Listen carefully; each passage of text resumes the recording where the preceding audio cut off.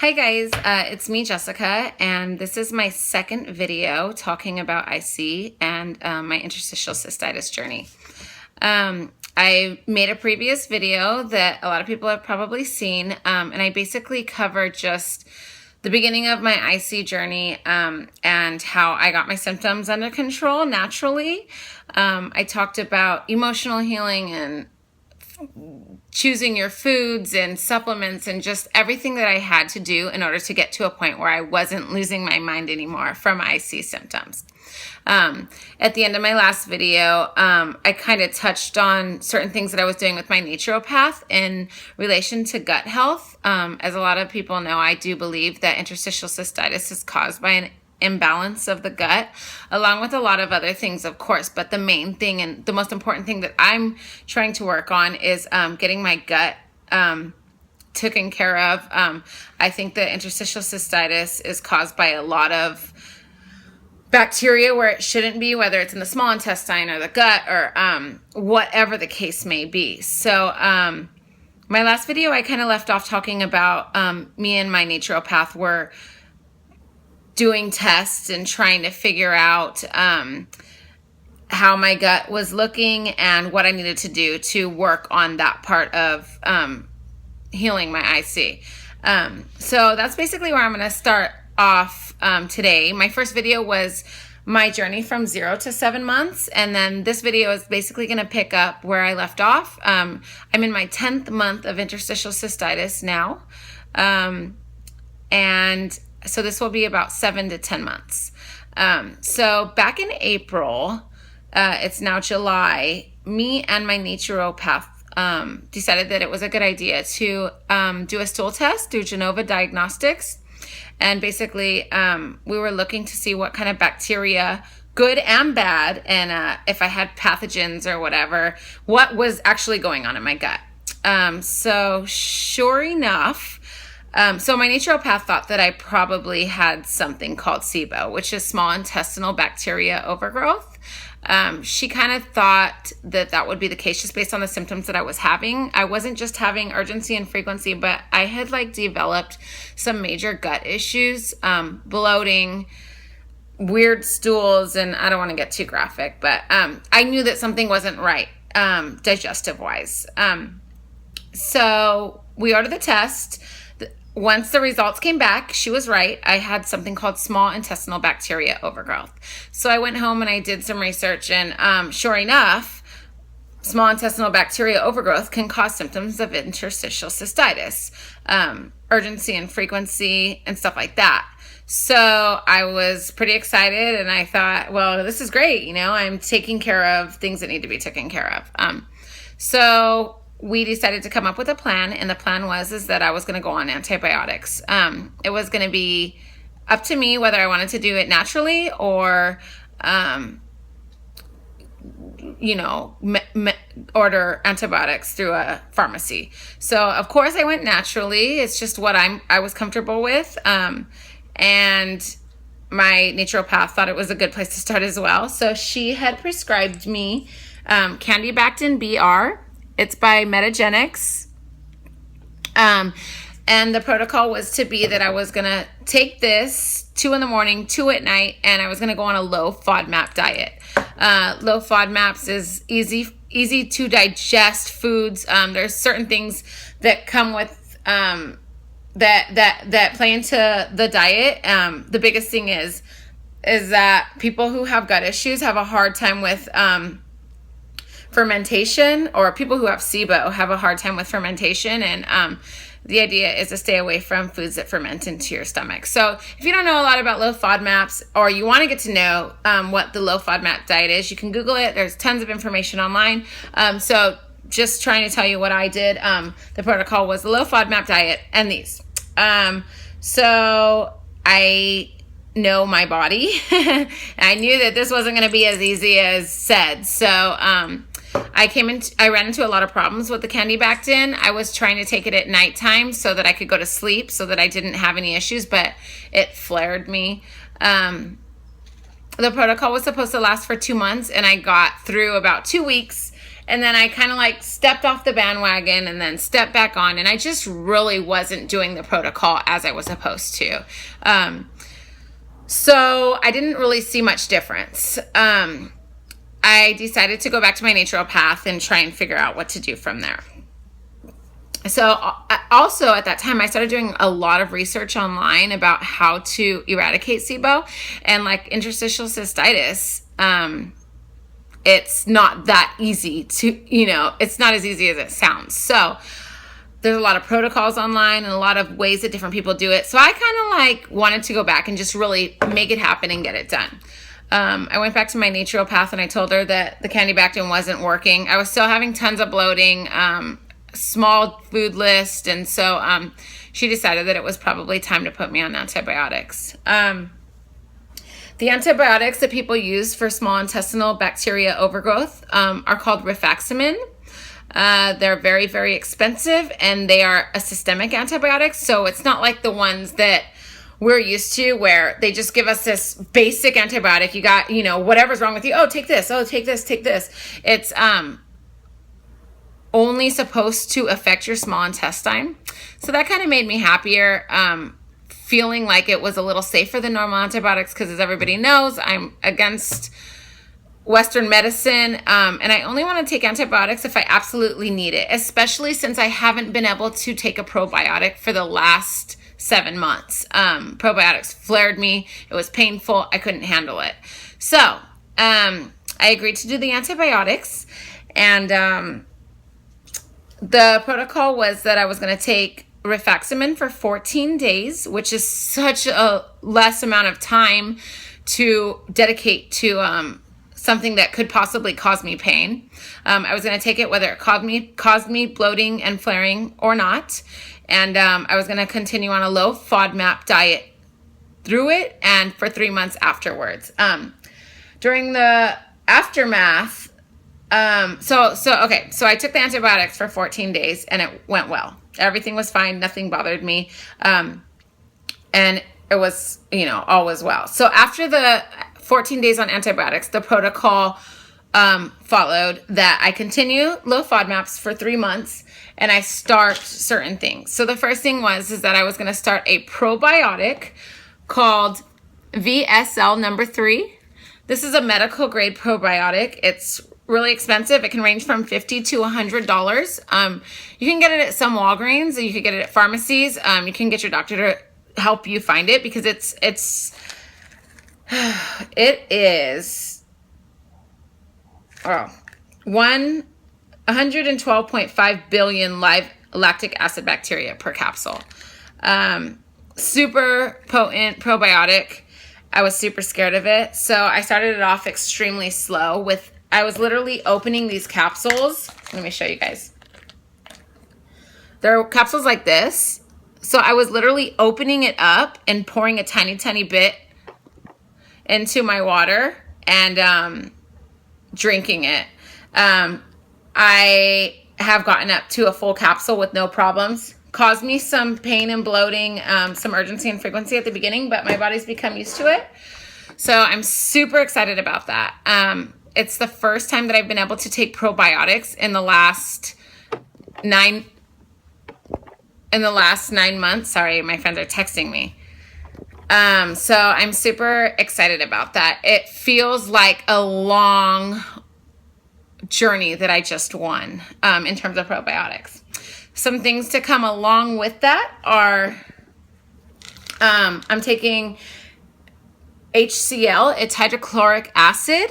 I'm supposed to take this with every meal, including meals that have protein, or obviously meals that have protein are really important. And what this does is it produces it puts acid into my stomach so that I could break up foods, or digest foods properly. Prior to starting this, and especially after I did that round of rifaximin, my stools I could see what I ate, and that is not okay. So this is really helping me to normalize my stools more, and helping my body learn how to digest properly again. The third part of the protocol after my Sibo eradication, well, still continuing to work on eradicating my Sibo, is erythromycin. Erythromycin is another antibiotic. It's Western medicine. I'm sorry, but I have to tell you guys the truth because it's important for us all to heal. In high doses, it's used as an antibiotic. In doses of 50 milligrams, one time per night for 3 months, it is used as a motility drug, a gut motility drug. So basically, it's helping my gut get moving. You know, like people tell you, oh, you know, exercising and working out is good because it keeps it gets your gut moving. Well, that's what this does for me. So after a lot of research, a lot of people who have been successful at eradicating Sibo followed this protocol, and I love my naturopath. So I trusted her, and she's never failed me. So I did it, and I'm still doing it. I'm basically in my first month of following the rifaximin, and I'm doing really, really well. I try and follow a low FODMAP diet as best as possible. I am eating paleo now. In my first video, I was eating vegan, which was actually, I attribute my health to veganism. I can't say enough how important the alkaline diet was when getting my symptoms under control. It worked super fast. You can ask people who know what I've been through, and they'll say, yeah, she cured herself like that. And it's not that I cured myself, but I got my symptoms under control rather quickly, and I owe it all to the alkaline diet. If I didn't go 90 to 95% alkaline, the only thing that I didn't eat alkaline was eggs, and it was kind of like my protein, and and it wasn't vegan, but that was the only thing that I ate out of that, and that's because it just kind of helped me stay level-headed. But without that diet, I wouldn't be here today, and I know it's true. So when I started the low FODMAP diet, I was trying to do it as a vegan, and I really struggled because I was hungry. I couldn't eat grains. I couldn't eat legumes because of my digestive issues, and I couldn't eat nuts. So it left me on a plant-based diet of fruits and vegetables, and I had already eaten this for 8 months. So I was 129 pounds. I'm 5'7". I run 6 miles, 3 times a week. I mean, I'm very athletic. So I was like really hungry. I was kind of starving.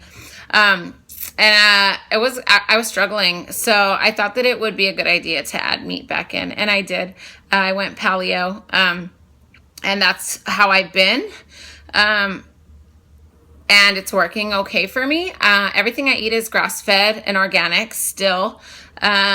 It's important to me. I had to go to Cuba I went to Cuba for a visit, and they don't have organic foods there, or they don't have a large selection of organic foods, and I really, really struggled. I was like washing my vegetables really, really well, and it was just, I could totally taste the difference, and I just feel like organic is the way to go when healing something as severe as this. If you can't afford it, you can wash your vegetables and fruits in apple cider vinegar, and just really, pay attention to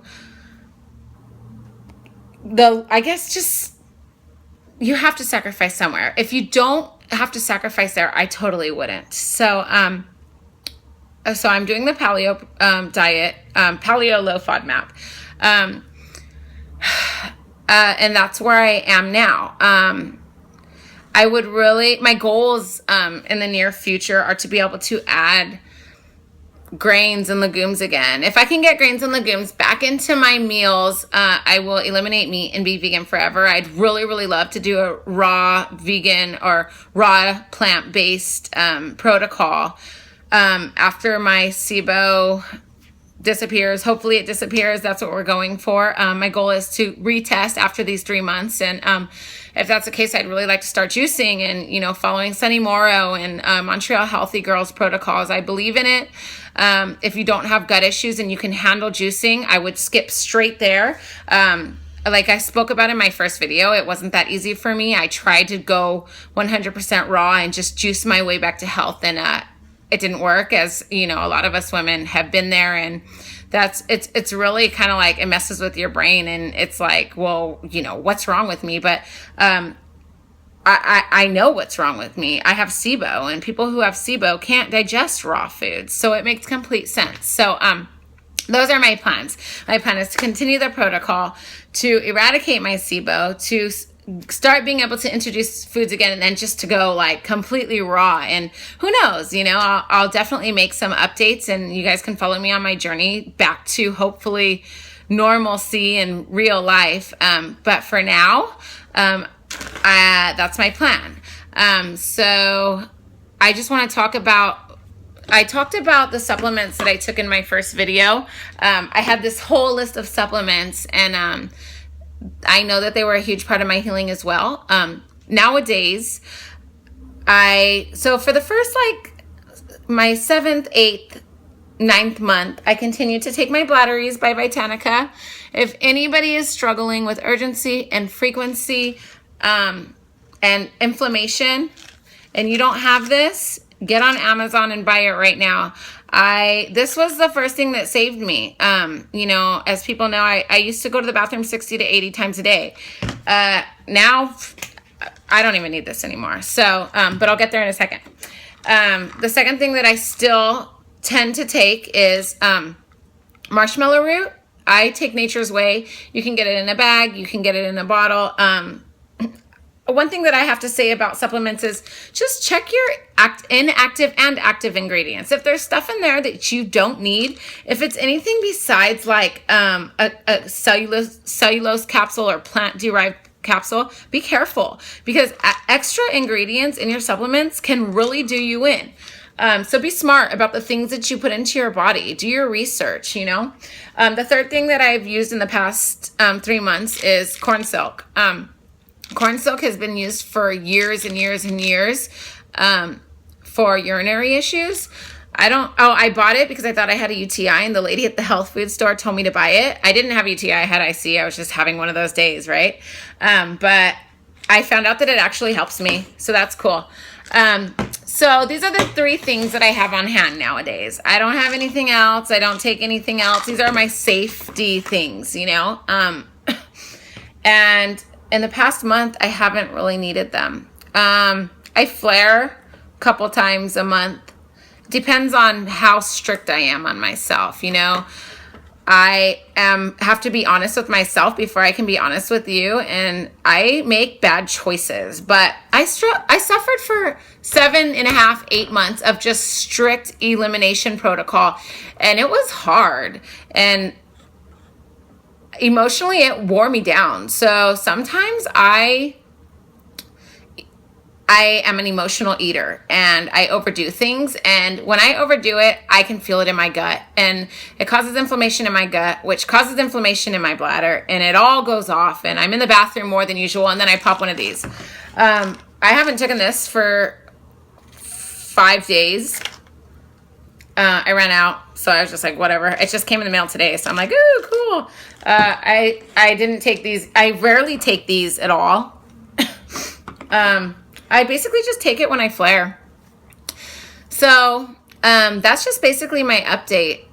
It's not gone, but it's so manageable. I just got back from a vacation in Cuba. I don't eat out. Sometimes I do, but it has to be somewhere that's really gonna take the time to make sure that my food doesn't have anything in it that's gonna cause me problems. I still make all my food at home. I take snacks, I do that, but the variety of foods that I can eat is so big, it's really not a problem, you know? I do everything. I run, I don't really have any limitations on life anymore, and it's really a relief. I still use the same soaps and detergents and everything that I talked about in my first video, because now that I have interstitial cystitis, it's not like I just changed my lifestyle to get better. It's not like I just changed my lifestyle to get better. It's like I changed my lifestyle to stay better, you know? Like, being healthy, having good health is something that only somebody who has fallen victim to bad health could be so passionate about. And I'm passionate about my health because I wouldn't wish bad health or interstitial cystitis on my worst enemy. So I've really, really chosen to adapt a healthy lifestyle, organic foods, non-toxic materials, and, products in my home. Perfumes. I don't go to Victoria's Secret. I don't buy their perfumes. I use essential oils, deodorants. I don't, and this is a lifestyle that I chose, and I'm so thankful for it. And interstitial cystitis has been the biggest curse that I could have ever gotten, but it's also been the biggest eye opener, and it's really opened my eyes to how important it is to take care of myself and my son and my family. So I'm thankful for it, and I know that it's a struggle, but it's doable, and I'm very thankful for where I am today. So that's basically it. I think that Sibo is my reason for interstitial cystitis. I don't know if it's true. I don't know if Sibo is my only reason, but I'm excited to find out. I'm excited to continue the journey, and that's where I'm at right now. So there's my second video, and I hope that this can help someone. I'm not saying that everybody has Sibo, but I'm saying have your digestion checked out. Have some stool tests ran by a naturopath or some breath tests. Tell them, I want to know what's going on in my gut. See how your good bacteria looks. See how your bad bacteria looks. See if you have pathogens, fungus, worms, parasites, candida, Sibo. Really take charge of your health and figure out what's going on, because I promise you, it's not just in your bladder. This is a systemic condition, and I believe it. And every single person that I've followed who is healed now says the same thing. So either I fell for their hocus pocus or I'm one of them. I don't know. But that's all I'm going to do today. And I hope this video helps you all. And till next time, bye.